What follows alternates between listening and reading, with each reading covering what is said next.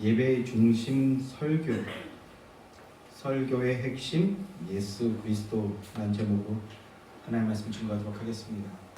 예배의 중심 설교, 설교의 핵심 예수 그리스도라는 제목입니다. 예배에 대해서, 예배 순서의 의미에 대해서 오늘 세 번째 시간입니다. 우리가 주보를 보시면 아시듯이 예배 안에는요 더 많은 순서들이 있고요, 동일하게 각각의 순서들에는 다 의미나 역할들이 있습니다. 그래서 그 모든 것들을 하나하나 다 설명하자면 더 많은 시간들이 필요합니다. 그러나 최초에도 말씀드렸듯이 이번에는 예배 순서에 대해서 전체를 다 강의하는 것은 아니고요, 예배의 본질과 핵심에 대해서 우선 필요한 말씀들을 먼저 나눴습니다. 그래서 일단은 오늘까지로 마무리를 지으려고 합니다. 3주간 나는 이 예배 시리즈를 통해서 우리가 드리는 이 예배에 대해 이전보다 더욱 풍성한 이해를 가지고 믿음으로 더 깊은 사귐의 예배를 드리는 여러분들이 되시기를 주님의 이름으로 축원합니다. 자, 오늘 마지막으로, 오늘은 제목에서도 보셨듯이 설교에 대해서 말씀을 나누고자 합니다. 설교에 대한 말씀입니다. 교회 생활을 하다 보면 우리가 흔히 이런 이야기들을 주고받는 것을 보게 됩니다. 저도 있고 여러분들도 경험이 직접 혹은 옆에서 누가 그런 얘기 하는 걸 보신 경험들이 있을 거라고 생각합니다. 예배에 지각한 사람이 있어요. 그래서 예배에 지각한 사람에게 너 오늘 왜 예배 늦었어? 이렇게 물으면 이렇게 대답을 합니다.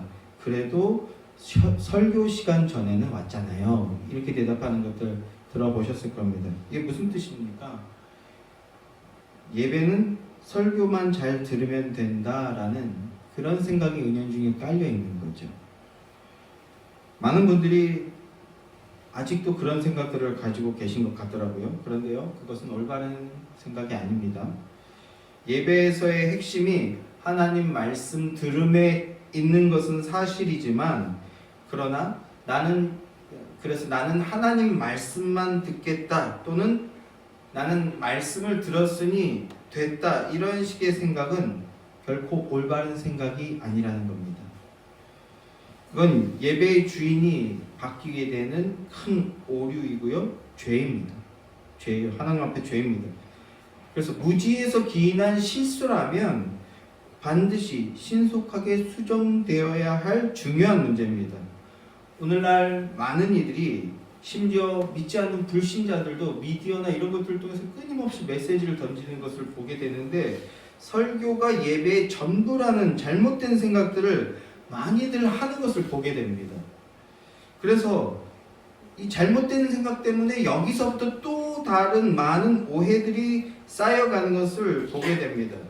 설교가 예배의 전부라고 생각을 하니까 예배 때 설교 시간 전에만 오면 된다라는, 아까 말씀드린 그런 식의 생각에서부터 시작해서 설교 시간 외의 순서들은 그저 설교 시간을 위한 준비의 시간이거나 또는 보조적인 장치쯤으로 여기게 되는 거예요. 그래서 예전에 준비 찬양하겠습니다 이런 말에 대해서 여러 가지 생각들이 있었는데, 만약에 그게 설교가 본식이고 나머지는 준비하는 거다라는 생각에서 하는 말이라면 그 말은 틀린 말이라고요. 그러나 마음을 준비하겠습니다, 또 다른 의미도 있을 수 있으니까 그 말을 무조건 하면 안 되고 무조건 해야 되고 이런 식의 것은 또 잘못된 생각이라는 말씀을 드리는데요, 우리 앞에도 오늘 은혜로운 찬양을 하지 않았습니까? 제가 은혜 받았어요. 만유의 주제 3절 가사에서 1절 가사에서부터 벌써 은혜가 다 오더라고요. 예수 그리스도가, 그리고 하나님의 만유의 주제이신 걸 고백하게 되니까 기쁨이 막 제 안에 샘솟더라고요. 이것도 예배입니다. 여기서부터 이미 예배가 시작됐다.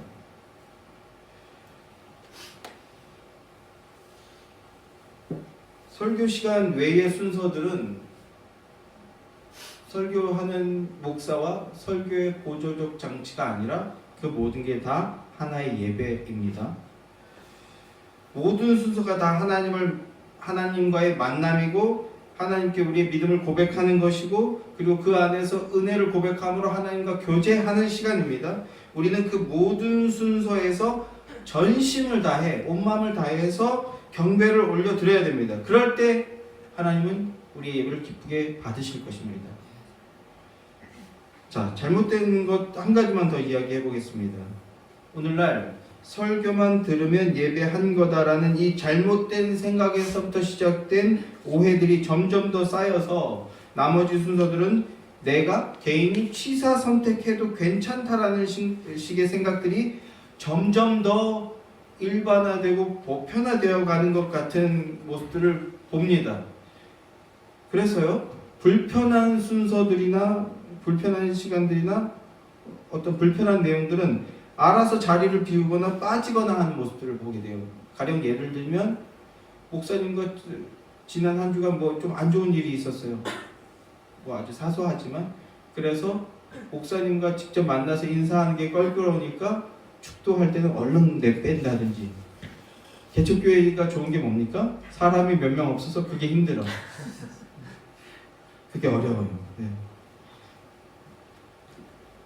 설교 들었으니까 그리고 축도, 우리는 강곡선언이라고 하는데 그 시간에는 빠진다든지 하는 것은 올바른 모습이 아니라는 거예요.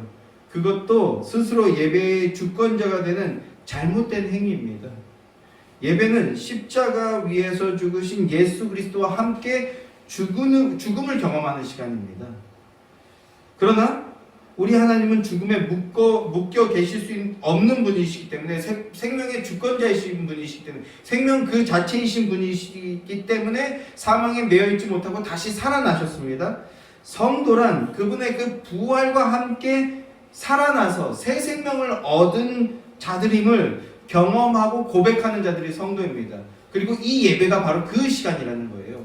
이 예배에 와서 그러니까 사도신경 전까지는 그런 의미를 함의하고 있는 거거든요. 다 설명하지 않고 넘어갔기 때문에 생략이 되었습니다만 우리가 찬양하고 이 시간에 죽음을 오히려 경험하셔야 되는 거예요. 죽음을. 그러나 참회의 기도를 드리면서 사도신경을 고백하고 이러면서 우리는 다시 살아남을 경험하고 그러니까 부담을 느끼는 것이 좋은 예배일 수 있습니다. 영적인 부담을 느끼는 것. 로마서 6장 4절 말씀. 그러므로 우리가 그의 죽으심과 합하여 세례를 받음으로 그와 함께 장사되었나니 이는 아버지의 영광으로 말미암아 그리스도를 죽은 자 가운데서 살리심과 같이 우리도 또한 새 생명 가운데에서 행하게 하려 함이라. 이렇게 말씀합니다. 그리스도와 함께 죽었고 그리스도와 함께 살리심을 얻었다라는 거예요. 예배를 통해 우리는 그리스도와 함께 완전한 죽음을 경험하고 내 힘으로는 안 되는구나, 내 능력으로는 안 되는구나, 내 전심으로 내놓는 것이 결국은 우리는 사망의 값밖에 내놓을 게 없잖아요. 그거를 경험한 자들이 예배로 나오게 되는 거거든요. 그래서 나의 완전한 죽음을 고백하게 되면서 그러나 그분의 살아나심과 함께 새 생명을 얻은 자구나 라는 걸 경험하는 게 예배라고. 그걸 고백해야 되는 자리가 예배입니다. 이 예배를 통해서 여러분들이 그 은혜를 풍성하게 누리게 되기를 간절히 소망하고 축원합니다. 자, 내용이 예배에 대한 얘기를 약간 빠졌는데요. 이 모든 게 설교에 대한 잘못된 오해에서부터 기인한 것들이라는 말씀을 드리려고 한 겁니다.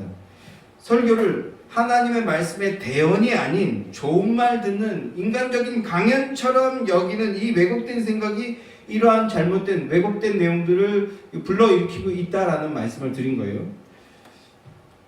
그러나 예배의 핵심은 하나님 말씀 들음, 즉 설교에 있는 것이 사실입니다. 오늘 본문 말씀을 보십시오. 함께 눈으로 쫓아오시기 바랍니다. 먼저 읽진 않았는데 18절 말씀을 보면 이렇게 시작합니다. 예수께서 말씀하여 이르시되 라고 시작합니다. 예수님께서 말씀하시는 겁니다. 예수님께서 제자들에게 마지막으로 그 육신을 입고 이 땅에서 마지막으로 말씀하시는 장면입니다. 이를테면 명령하시는 거예요. 그래서 우리가 이 28장 이 말씀을 지상명령, 예수 그리스도의 지상명령 이렇게 부르기도 하거든요. 예수님께서 제자들에게 명령하시는 유언과도 같은 명령의 말씀입니다. 그러면 어떤 명령을 하십니까? 20절 말씀에 내가 너희에게 분부한 모든 것을 가르쳐 지키게 하라 이렇게 명령하십니다. 모든 것을 가르쳐 지키게 하라. 지난 많은 순간 우리는요 이 말씀을 접할 때 대부분 어떤 경우였습니까? 너희는 가서 모든 민족으로 제자를 삼아 아버지와 아들과 성령의 이름으로 세례를 베풀라 이렇게 말씀했어요. 가서에 강조점을 둔 말씀을 우리는 많이 들어왔죠. 가라. 그래서 주로 어떤 때 이 말씀을 듣게 됩니까? 단기 선교 앞두고 있거나 혹은 전도대회 같은 거 앞두고 있을 때 그때 우리는 이 본문의 말씀을 듣게 됩니다. 뭐 하고 있냐? 가라. 가서 전도 좀 해라. 뭐 이럴 때 주로 이 말씀을 듣게 됐는데요. 아주 틀린 말씀은 아니겠지만 그렇게만 듣는 것 또한 아쉬움이 많은 게 사실입니다. 그리고 중요한 것은요. 본문의 핵심이 그게 아니라는 거예요. 본문의 핵심이 그게 아닙니다.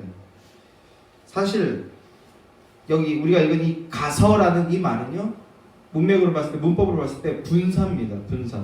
명령형이 아니에요. 그러니까 원문의 뉘앙스는요. 갈 때라는 겁니다. 갈 때. 원문의 뉘앙스를 살려서 읽게 된다면 너희가 저마다의 길로 갈 때, 저마다의 위치로 갈 때, 저마다의 삶의 자리로 갈 때 이렇게 해야 되는 거예요. 가라가 아니고 너희가 갈 때 그때 있잖아. 그곳에서 뭐 해라? 가르쳐라. 가르쳐서 지키게 해라. 가르쳐서 붙들게 해라. 가르쳐서 믿음 고백하게 해라. 이렇게 봐야 되는 겁니다. 그러니까 예수님께서 제자들에게 명령하신 말씀이 뭡니까? 너희는 갈 때, 너희는 삶의 자리에서 복음을 증언해라. 복음을 가르쳐라. 복음을 지속적으로 가르쳐서 붙들게 해라. 이런 말씀인 거예요. 예수 그리스도 복음 증언하는 게 뭡니까? 그게 설교입니다. 그런데 오늘 많은 사람들이요, 이 설교를 좋은 강연쯤으로 여기고 있다는 겁니다. 나의 인생에 도움이 되는 얘기 듣는 시간으로 여기는 거예요. 또는 나를 위로해주고 내게 감동을 주는 그런 좋은 강연 듣는 시간으로 오해하고 있다는 겁니다. 그건요, 영원이 아닌 이 땅적 차원의 시간에 매여 있다라는 증거입니다. 설교를 통해서 그런 걸 듣기를 원한다는 것은요, 여전히 땅에 매여 있는 존재라는 거예요. 그런데요, 그도 그럴 것이 오늘날 많은 순간 이 말씀의 강단에서 울려 퍼지는 이 설교라는 것이요, 하나님의 말씀을 대언하는 복음 증언이 아니라 청중의 마음을 기쁘게 해주고 즐겁게 해주는 진짜 말 그대로 인본주의적 강연을 하고 있기 때문에 많은 사람들이 그렇게 생각하게 되는 것이죠. 설교자, 목사가 문제입니다.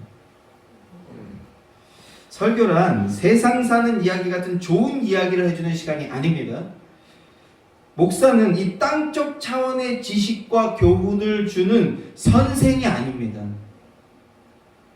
사도 바울도 이렇게 말씀했습니다. 갈라디아 1장 10절 말씀을 보면 내가 사람들에게 좋게 하랴 하나님께 좋게 하랴, 내가 사람들에게 기쁨을 구하랴, 내가 지금까지 사람들의 기쁨을 구하였다면 그리스도의 종이 아니니라, 이렇게 말씀합니다. 사람 마음 좋게 해주는 자가 아니라고요. 이 설교의 강단은 그런 자리가 아니라고요. 그리스도의 종이란 오직 예수 그리스도의 복음만 증언하는 자가 그리스도의 종입니다. 그리고 이 강단은요, 예수 그리스도 복음 전하는 자리라는 겁니다.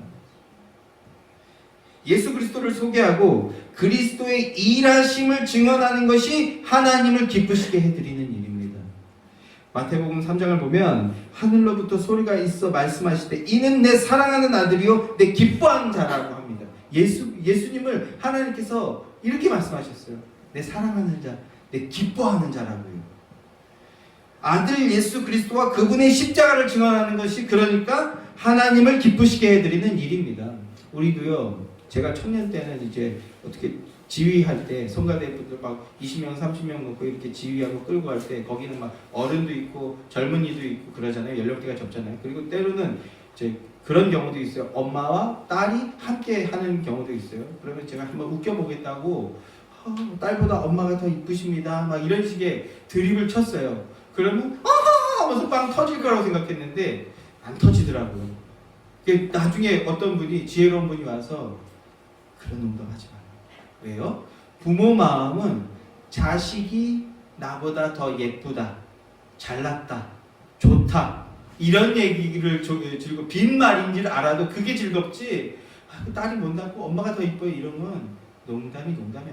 오히려 진담이 돼버리는 거예요. 그걸 배웠어요. 사람도 그러한데 우리 하나님도요. 예수 그리스도 얘기하면 기뻐하신다는 거예요. 예수 그리스도 말하는 게 참 기쁨이라는 거예요. 그리고 하나님이 기뻐하시면요. 그게 우리의 기쁨입니다. 그가 바로 성도입니다. 주님은 너희가 땅끝까지 이르러 내 증인이 되라 라고 말씀하셨습니다. 내 증인이 되라.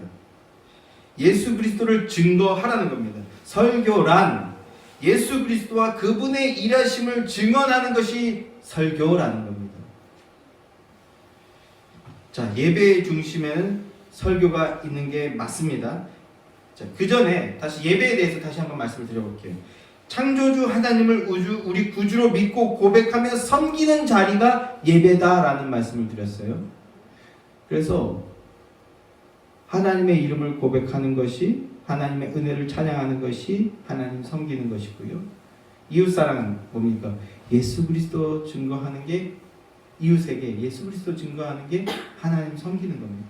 그리고 그게 이웃도 섬기는 겁니다. 다른 게 섬기는 게 아니에요. 예수 그리스도 소개하는 게 하나님 섬기는 거고 이웃 섬기는 겁니다. 그 섬김하시는 복된 그리스도인들 되길 소망합니다. 자, 예배는 하나님을 섬기는 자리라는 말씀을 드렸습니다. 예배란 왕이신 하나님의 초대를 받은 자들이 혼인잔치 예복을 입고 왕을 만나는 것이라는 말씀도 드렸어요. 그래서 혼인잔치 예복을 입는다는 것은 자신의 인간의 지혜와 지식과 경험과 수고와 노력들, 내가 교회를 몇 년을 다녔고 예배를 몇 번을 드렸고 이런 게 아니라 그런 것들은 오히려 왕 앞에 나설 수 없는 벌거벗은 모습일 뿐이고 더러운 옷일 뿐이라는 것이고, 그래서 인간은 전적 타락의 존재로서 하나님 앞에 내어놓을 수 있는 것이 아무것도 없음을 인정하면서 동시에 값없이 주신 초대해 주시고 옷을 주시고 해서 자녀라고 불러주시는 그 값없이 주시는 하나님의 은혜, 예수 그리스도의 의가 필요한 존재라는 것을 고백하는 것이라는 말씀을 드렸어요. 그게 혼인잔치 예복을 입는 거라고요.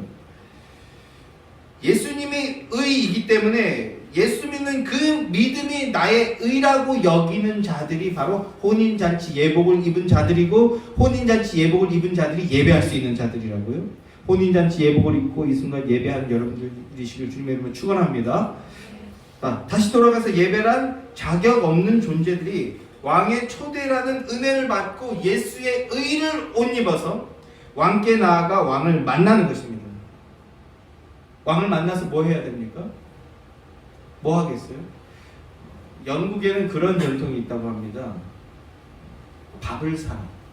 무언가를 배우고 얻고 싶다면 그에게 점심을 사라. 공짜로 고급 정보 받으려고 하지 말라는 거예요. 공짜로 배우려고 하지 말라는 거예요.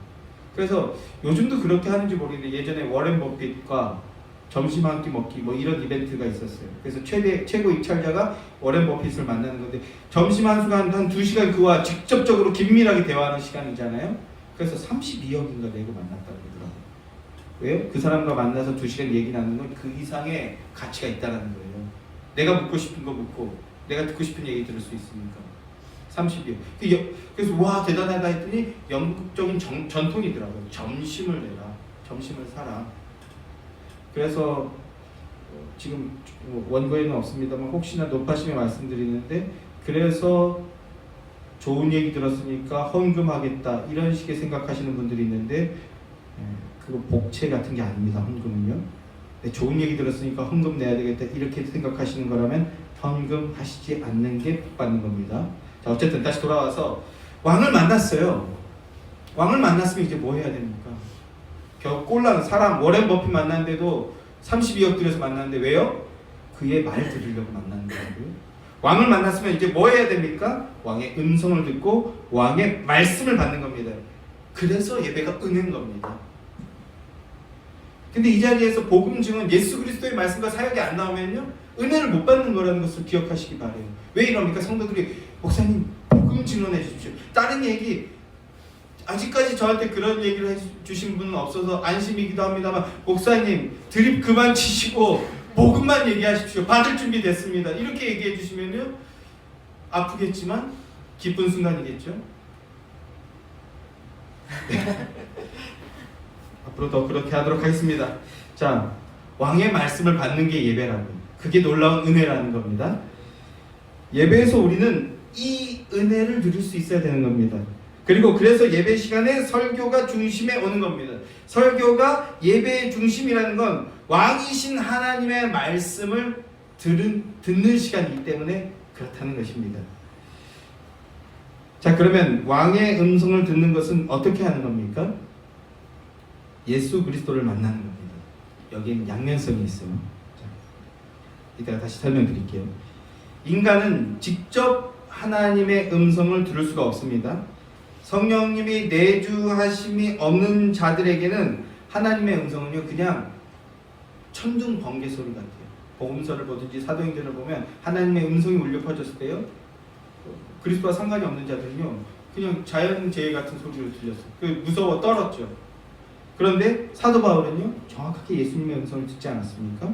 성령님의 내주하심이 없는 사람들은요 하나님의 음성을 들을 수가 없습니다. 하나님의 음성을 직접 듣지도 못하고 그냥 두려움에 벌벌 떨 뿐입니다. 하나님의 음성을 듣는 길은요 하나님의 음성, 말씀 그 자체이신 예수 그리스도를 만나야 되는 겁니다.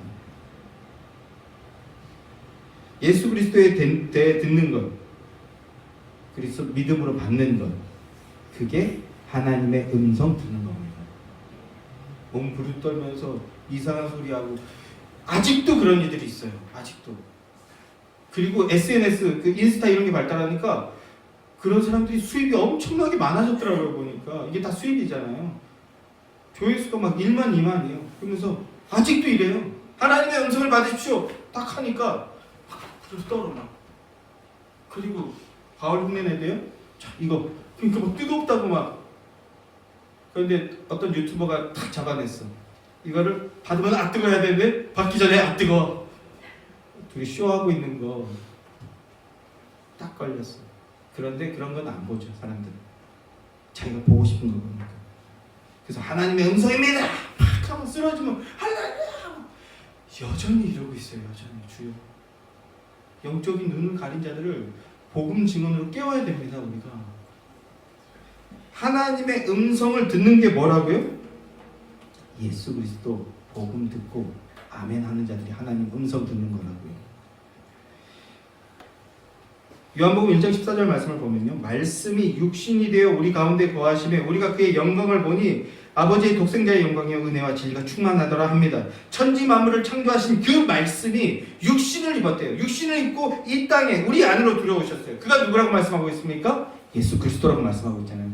예수 그리스도가 천지 창조 때 말씀하신 바로 그 말씀이에요. 하나님 말씀하심으로 천지 창조를 주도하신 그 말씀이신 분이에요. 근데 그 말씀이 어떤 이유 때문에 육신을 입고 이 땅에 와버렸대요. 왜 왔습니까? 우리를 사랑함으로 우리를 살려 건지기 위해서죠. 그리고 그 말씀이신 예수 그리스도를 문자화시킨 게 뭡니까? 바로 이 성경입니다. 이 성경, 예수 그리스도 중심으로 이 성경을 읽음이 하나님 음성 듣는다라는 겁니다. 로마서 10장 17절 말씀. 믿음은 들음에서 나며 들음은 그리스도의 말씀으로 말미암습니다. 우리가 이 성경을 통해 예수 그리스도에 대해 들을 때, 그리스도의 복음을 들을 때 우리는 예수 그리스도를 만나는 겁니다. 예수 그리스도를 만나면 하나님 음성 듣는 거라고요. 예수 그리스도를 만난 자는 구원 얻는 믿음을 얻게 된다는 것입니다. 구원 얻은 자만이 뭐합니까? 주의 이름을 부르게 됩니다. 사랑하는 성도 여러분, 예수 그리스도 하나님의 음성을 들어 주의 이름을 부르는 자들, 예수 그리스도의 복음이 복음을 통해 들음으로써 구원 얻어서 예수 그리스도가 여러분의 구주이심을 믿고 고백하십니까? 그것이 은혜 받은 거고요. 그것이 하나님의 음성 듣는 자입니다. 아쉬레 복된 자들이 되시기를 주님의 이름으로 축원합니다. 요한복음 14장 9절 말씀을 보면 이렇게 말씀합니다. 빌립아, 내가 이렇게 오래 너희와 함께 있을 때 내가 나를 알지 못하느냐? 나를 본 자는 아버지를 보았거늘 어찌하여 아버지를 보이라 하느냐? 이렇게 말씀합니다. 예수 그리스도를 본 자는 하나님 아버지를 본 것입니다. 예수 그리스도의 복음을 듣는 자는 하나님을 만난 것이고 하나님의 음성을 듣는 것이고 하나님의 말씀을 받는다는 뜻입니다. 양면성이 있다는 말씀을 드렸어요.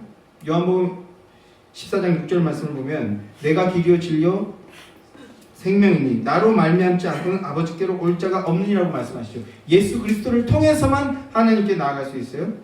예수 그리스도를 통해서만 아버지께 나아가 아버지를 만나고 아버지의 음성을 들을 수 있는데 아버지의 음성을 듣는다는 것은 또 뭐라고요? 예수 그리스도의 복음을 듣는 것이고 예수 그리스도를 만나는 것이라고.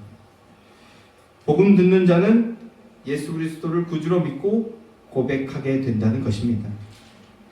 사랑하는 성도 여러분, 이것이 예배를 통해 우리가 누리게 되는 하늘의 복이고 설교를 통해서 얻게 되는 성도의 복입니다. 이 시간에 여러분에게 이 놀라운 구원 섭리가 임하여서 충만한 복을 누리게 되기를 주님의 이름으로 간절히 축원합니다. 하나님께서 독생자를 우리에게 보내주신 이유는 잃어버린 당신의 백성들을 다시 찾기 위함입니다. 다시 찾아서 뭐 하겠다고요? 함께 하겠다고. 함께 하기 위해서 하나님이 일하신다는 겁니다. 이걸 조직시작적인 표현으로 표현하면요, 창조 경륜의 회복이라고 합니다. 잃어버린 백성을 다시 찾아서 구원하는 것, 이것이 하나님의 일하심인데 이걸 창조 경륜의 회복 이렇게 말합니다.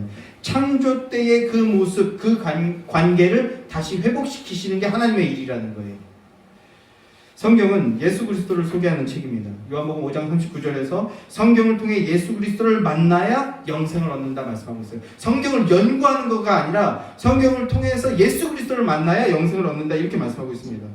하나님은 예수 그리스도를 통해서 하나님의 백성들을 회복시키시고 그리고는 다시는 사망이 없고 애통하는 것이나 곡하는 것이나 아픈 것이 없는 그 곳에 그 날에 영원히 함께 하게 되는 것을 위해서, 즉 첫 창조의 회복을 위해서 그리고 완성을 위해서 지금 이 순간에도 일하고 계십니다.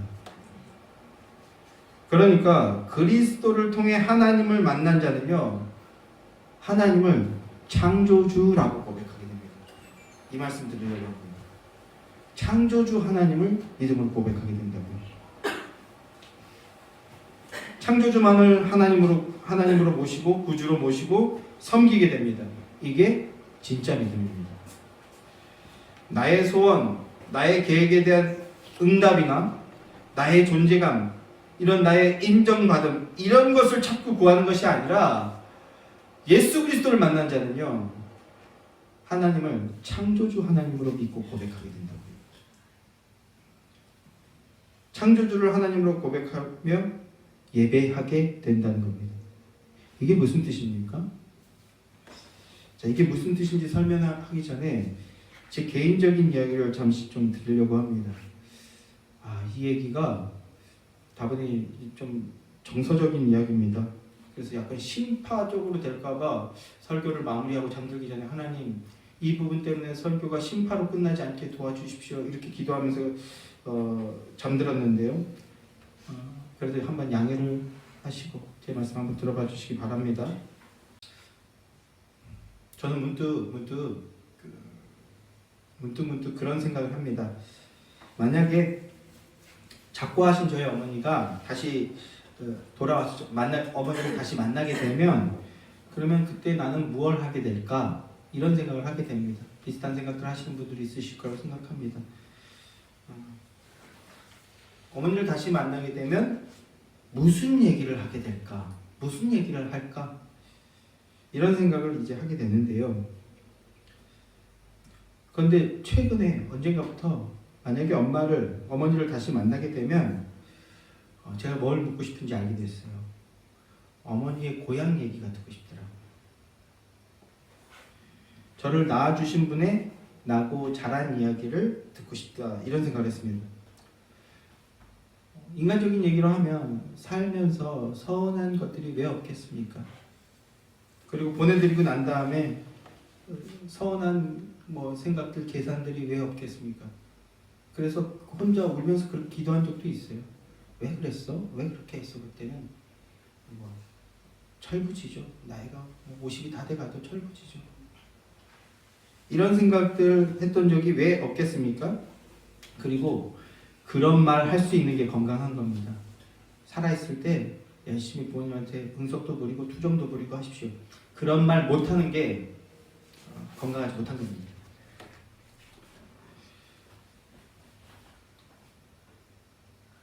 그러나 다시 돌아와서 어머니를 다시 만나게 되면 그런 유치한 얘기 말고 고향 이야기, 어렸을 때 나고 자란 이야기 듣고 싶다 이런 생각이 들었습니다. 제가 아주 어렸을 때는요 그런 얘기를 하신 것 같은데 관심이 없었어요. 대부분 그런 시간을 통과하지 않습니까? 본인 얘기하는데 관심이 없어요. 그저 내 원하는 거, 내 좋은 거, 내 원하는 거 그거 쟁취하려고 미친놈처럼 사는 거죠. 정신없이 사는 거죠. 그런데 나중에 좀 철이 들었어요. 그때 이제 문득 그런 얘기를 하시는데 못 듣던 얘기를 하시더라고요. 제 어머니가 약간 뭘 갑자기 다는 곱치기가 약간 있으셨어요. 왜 그런가 했더니 자기가 생각하기에 어렸을 때 집에 불이 났는데 그때 혼자 있었다. 그래서 그때부터 심장도 약해진 것 같다. 이런 얘기를 하시더라고요. 근데 본인이 어렸을 때 얘기를 하시니까 좋더라고요. 그 얘기를 듣는데. 그래서 그 얘기를 듣고 가지고 있는 것도 저에게 소중한 추억입니다만, 그런데 그때는 시간이 그렇게 많지 않다는 걸 몰랐죠. 또 듣고 천천히 듣고, 저는 그런 얘기 듣는 거 좋아하거든요. 그 얘기, 인생 얘기 듣고 생각 듣고 하는. 그런데 어머니와 그렇게 시간이 많지 않다는 걸 그때는 실감하지 못했습니다. 많은 시간을 주지 않으셨고 그렇게 결국 하나님 품으로 조금 일찍 가셨어요. 그래서 사랑한다는 말,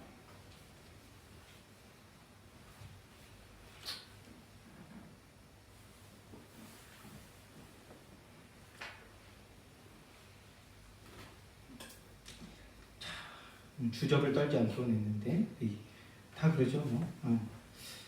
고맙다는 말을 못한 게 아쉽습니다.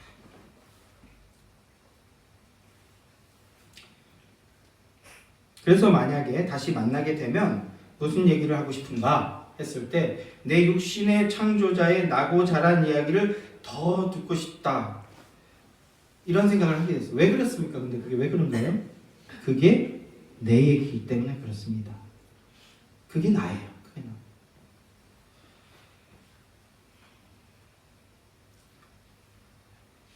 그가 나고 자란 이야기, 그 살면서 품었던 생각들, 그것이 어디로 가겠습니까?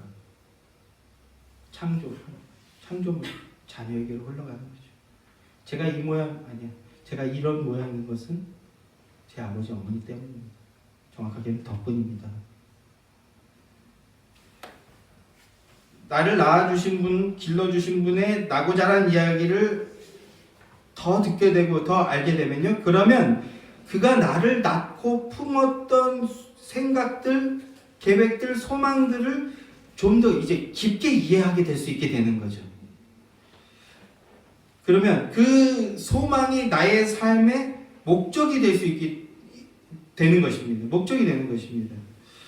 여러분, 이것이 영혼 가운데서 신실하게 일하시는 아버지 하나님을 알게 되는, 품게 되는 생각입니다.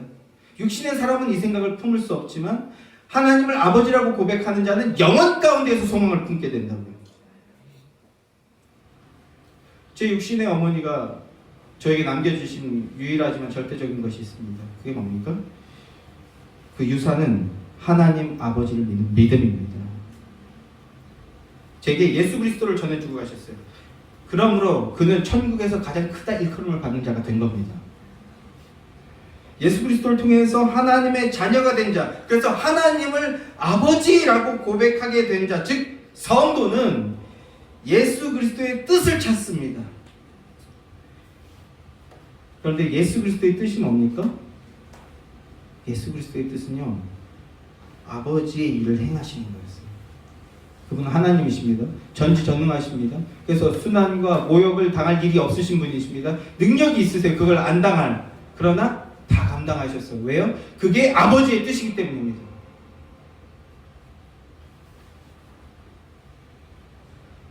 그래서 예수 그리스도를 통해 하나님을 아버지라고 믿고 고백하게 된 자, 성도는 하나님이 우리의 낳아주신 분, 창조주 하나님이심을 믿고 고백하게 되는 겁니다. 그리고 창조주 하나님을 믿고 고백하는 자는 예배를 찾는 겁니다. 예배에 나와서 하나님 음성, 하나님 말씀 듣는 겁니다. 꿈에라도 한번 우리 아빠 엄마 만날까 하는 그 마음으로 우리 육신의 눈으로는 만날 수 없지만 이 성경 66권 안에 그 아버지의 성품이 다 담겨있고 그 우리에게 말씀해 주시기 때문에 그 말씀 들으려고 예배하는 겁니다. 은혜 받은 자가 할 수 있는 겁니다.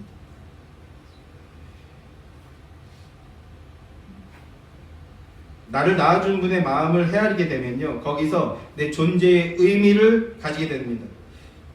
이게 사랑의 힘이에요. 사랑. 그리고 그 존재의 의미를 가진 자는 삶의 목적을 세울 수 있게 되는 겁니다. 목적은 삶의 방향을 가지게 되고요, 삶의 원동력이 되어주는 거잖아요. 목적을 이끄는 삶, 이런 책도 있습니다. 그게 뭐 그렇게 좋은 책은 아닌 것 같은데 제목은 좋죠. 근데 목적을 가지고 이끌림을 받는 삶을 사는 것은요, 자기 뿌리에 대한 정확한 성찰과 이해를 가지고 있을 때 비로소 목적을 가지는 삶을 살 수 있게 되는 거예요. 그래서 어린애들은 이거를 이렇게 목표를 세우고 공부를 하면 되게 잘 될 것 같아. 우리 마음은 그렇잖아요, 어른들. 그런데 아이들은요, 뿌리에 대한 깊은 성찰이 부족하기 때문에, 이해가 부족하기 때문에 목적을 세울 수가 없어요. 그래서 목적을 세울 수 없는 겁니다. 근데 육신적으로 장성했고요, 영적으로 어린 사람은요, 진정한 이 목적을 가지지 못해요. 다시 돌아와서 그럼 그 목적 어떻게 갖게 된다고? 그 뿌리에 대한 이해를 가질 때, 그래서 내가 누군지 알게 될 때 삶의 목적을 가질 수 있게 된다고. 아버지 하나님을 믿음으로 고백하시고 진정한 삶이 무엇인지 깨달아 삶의 목적을 가지시는 여러분들에게 소망합니다. 그게 뭡니까? 예배하는 겁니다. 창조주 하나님의 뜻을 따라서 성경을 보게 되면요, 그래서 설교를 듣게 되면 뭐가 보이고 뭐가 들리는지 아십니까? 예수 그리스도가 보입니다. 예수 그리스도만 들립니다. 예수 그리스도만 말하게 됩니다. 예수 그리스도를 통해서 기록된 하나님의 말씀을 보게 되면요, 제가 깨달은 게 이거예요. 그것도 최근에 더 많이 깨닫고 있는데 뭐냐면 저희 어머니랑 똑같더라고요. 저희 어머니랑 똑같아요. 저희 어머니는 하나님하고 닮아서 그렇게 된 것이겠죠. 근데 뭐가 똑같습니까? 맨날 혼자 몰래 울어요. 어렸을 때부터 그런 걸 많이 봤습니다. 몰래 혼자 울어요. 그러면서도 일방적으로 남편 섬기고 이 왼수 같은 자식들 내 말이 섬기는 거예요. 받아들여주는 겁니다. 품어내버리는 겁니다. 예수님께서 그를 품어내셨거든요. 그리고 나서 뭐라고 얘기합니까? 그 감사하잖아요. 근데 뭐라고 얘기합니까? 내가 부족해서 미안하다. 내가 못나서 미안하다. 그리고 사랑한다. 이 말밖에 할 줄 모르더라고요. 철부지들은요, 그 말이 또 듣기 싫은 거예요. 왜 엄마는 맨날 그런 말만 해. 예수 그리스도를 통해서 성경을 보니까 성경도 아버지의 말씀도 온통 뭐라고 얘기합니까? 우리를 향해서 사랑한다, 사랑한다. 내가 너를 사랑한다. 내가 너를 내 백성 되기 위해서 내가 지금 이렇게 애쓰고 있다. 이를테면 미안하다, 사랑한다. 그럴 이유가 없는 분인데 사랑하기 때문에 그렇게 하십니다. 그래서 제가 맨날 요즘 뭐라고 얘기합니까? 사랑함으로 사랑함에 이르게 되는 거예요. 내가 너를 사랑해서 내 몸을 던진다. 내 몸을 던져서 너의 죄를 씻어주고 죄에서 건져준다. 왜? 너는 내 사랑하는 아들이기 때문이다. 그래서 내가 너의 아버지가 되어주고 너를 내 자녀 되게 하기 위해서 내가 일한다. 이게 성경의 말씀입니다. 설교는 이것 증언하는 겁니다.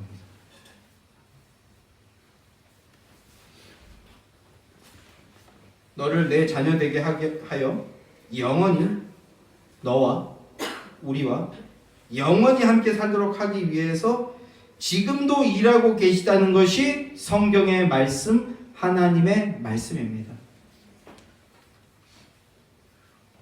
그러니까 우리가 어찌 이런 하나님을 어찌 아니 믿고 어찌 아니 예배할 수 있겠습니까? 여러분 예배하십시오. 이제 왜 예배해야 되는지 아시겠죠? 사랑하는 성도 여러분, 예배는 바로 우리를 위해 구원의 일을 이루어 나가시는 아버지 하나님을 믿고 따르는 섬김입니다. 예배는 성도의 마땅한 본분입니다. 그리고 그 예배의 중심인 설교는 하나님의 음성을 듣고 하나님의 말씀을 듣는 것입니다. 그 말씀의 내용이 뭐라고요? 제가 지금 긴 시간 얘기했지만 하나로 압축해서 한 단어로 말할 수 있어요. 뭡니까? 예수 그리스도입니다. 예수 그리스도라는 말이 뭐라고요? 하나님이 우리를 사랑하신다입니다. 그래서 내가 우리에게 영생을 주신다는 말씀, 우리를 향한 하나님의 사랑하심이라고요. 오늘 이 시간 설교를 통해서 그리고 성령 하나님의 은혜로 말미암아 내 뜻, 내 고민, 내 문제, 내 계획 이런 것들 다 내려놓으시고 우리를 향한 하나님의 사랑을 성도 여러분의 마음에 가득 채우는, 그래서 은혜를 누리는 복된 성도들이 되시기를 주님의 이름으로 축원합니다.